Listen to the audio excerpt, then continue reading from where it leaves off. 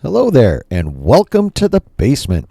Ahsoka is finally over and in the season finale after being trolled all season by Dave Filoni. Will she, won't she, will she, won't she, can she not?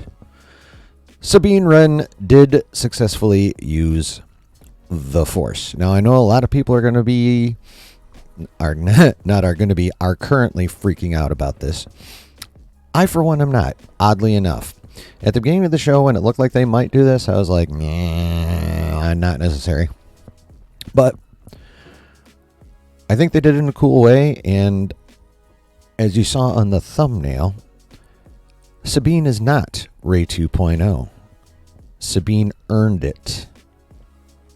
Yeah, that's right. But before I get into the details on that, please go ahead, hit like, and then go ahead and hit subscribe and hit that notification bell so you know whenever I do something like this.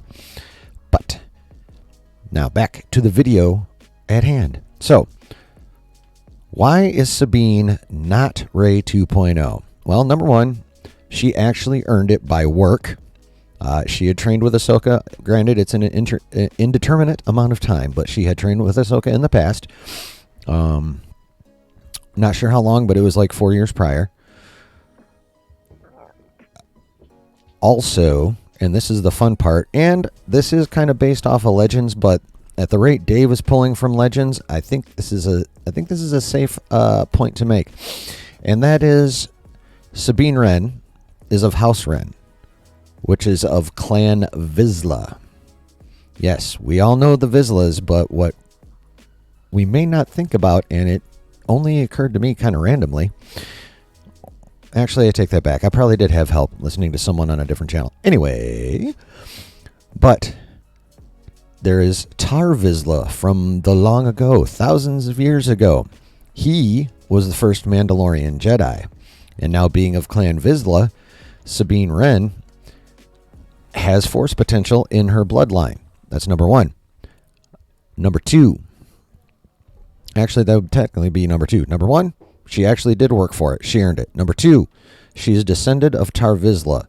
Number three, it shouldn't be unusual, if you know the Mandalorian culture, to think, or it's not hard to think that any further Force potential in that line would have gone unnoticed. It's actually quite likely, considering the fact that Mandalorians hate the fucking Jedi with a passion.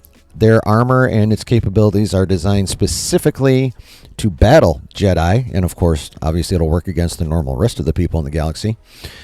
So, yeah, it's not, I don't think, too much of a stretch to say that the Force potential in the Vizsla line was completely ignored because of cultural reasons.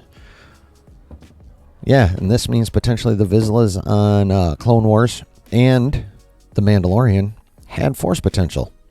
No telling how much, but it was there, thanks to Tar Vizsla becoming the first Mandalorian Jedi, which means obviously he had the midichlorians to get it done.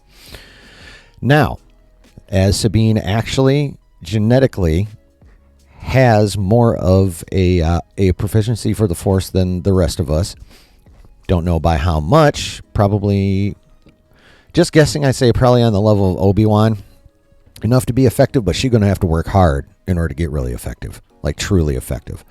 A lot of what we saw, and this is another reason, a lot of what we saw in the finale was desperation and adrenaline and near-death experience, which many people have said, coming down to that last moment, they have like sudden clarity. Everything is super clear, and they're able to do what they need to do to get out of the situation. So, any mental blocks she may have had at the exact moment she is getting choked out by that zombie purge trooper, her mind would have cleared completely and she would have been able to focus. Also, as for the Force push, I will say that was a wee bit much, but again, she was still on an adrenaline high, feeling super confident. So I'm not surprised, again, that she could get that done, and that definitely does not make her Rey. Also, speaking of mental blocks, her conversation with Ahsoka on the wing of the T6 did a lot to assuage a lot of what she'd been feeling in terms of guilt, frustration, anger, and stuff. And Ahsoka's forgiveness of her, and also her promise to stand by her no matter what from that point forward, eased Sabine's mind in the same way Ahsoka's mind got eased in Episode 5 after confronting Anakin Skywalker, her former master, in full Clone Wars / The Revenge of the Sith regalia and awesomeness. And also, he's the father. Just saying. So, Sabine Wren, despite what some people may want to think, or will argue, or will cry about, she is not Rey 2.0. She has the bloodline. She has the training and the work, so she earned it.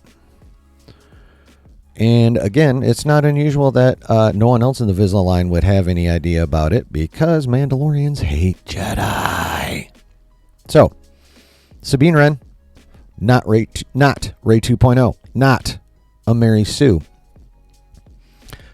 But what do you think? Tell me what you think. Am I wrong? Do you still feel she's a Mary Sue? Let me know in the comments. Let me know why you think that.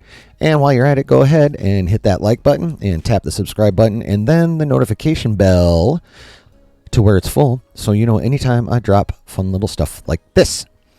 So, oh, and by the way, if you wish to speak with me directly, it is October 7th, currently about 3:25 in the afternoon. Tonight at 9 p.m., like every Saturday, I do a live stream. But tonight I'm having some guests on. We're going to do an Ahsoka review panel.